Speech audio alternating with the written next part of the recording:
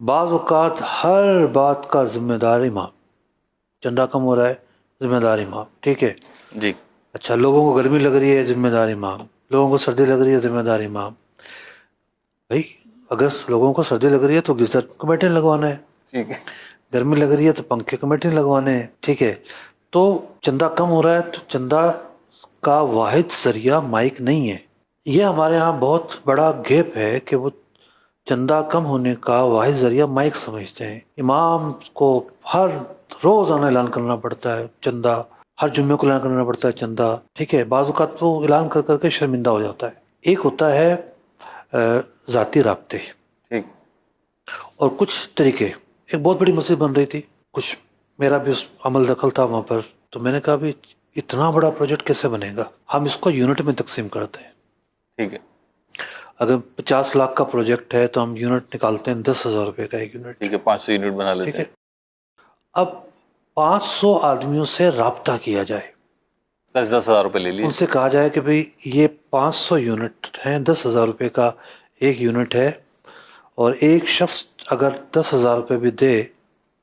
مثال کے طور پر جب مسجد کا کوئی بھی کام شروع ہوتا ہے تو وہ ایسا نہیں کہ اگلے ہفتے مکمل ہو گیا، 1-2 سال لگتے ہیں.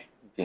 اب تھوڑا سا ذہن یہ دیا جائے کہ دیکھیں یہ جو 10,000 روپے ہیں آپ 1 سال کے اندر دے دیں ٹھیک ہے. تو آپ کو ایک مہینے کا 1,000 روپیہ اگر آپ دیں گے تو 10 مہینے میں 10,000 روپے دے پائیں گے آپ. ٹھیک ہے.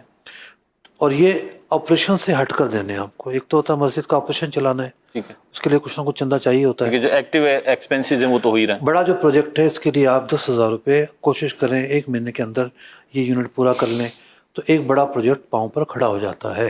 ٹھیک. تو اب یہ جو سارا کام ہے اس میں کون انوالو ہوگا؟ کمیٹی انوالو ہوگی. ایسا ہی.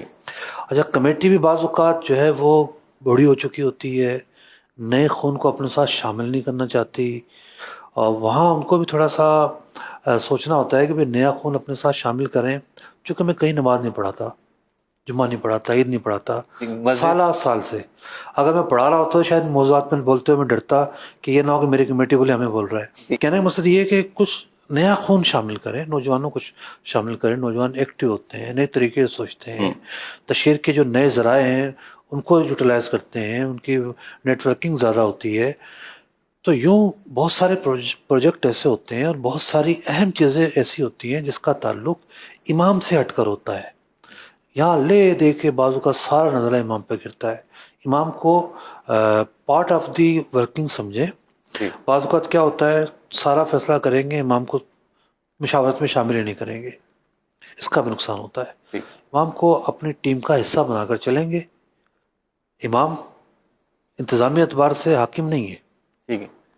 امام جو ہے وہ پابند ہے کمیٹی کے جائز فیصلوں کو لے کے چلنے کا. ٹھیک ہے، کوئی ناجائز بات ہو رہی ہے تو وہ بغیر ڈر اور جھجک کے واضح کرے کہ یہ بات ناجائز ہے، شریعت کے خلاف ہے، چلیں آپ دارالفتہ چلتے ہیں، علماء سے پوچھتے ہیں. یہ بات بھی دعوت بھی دے گا.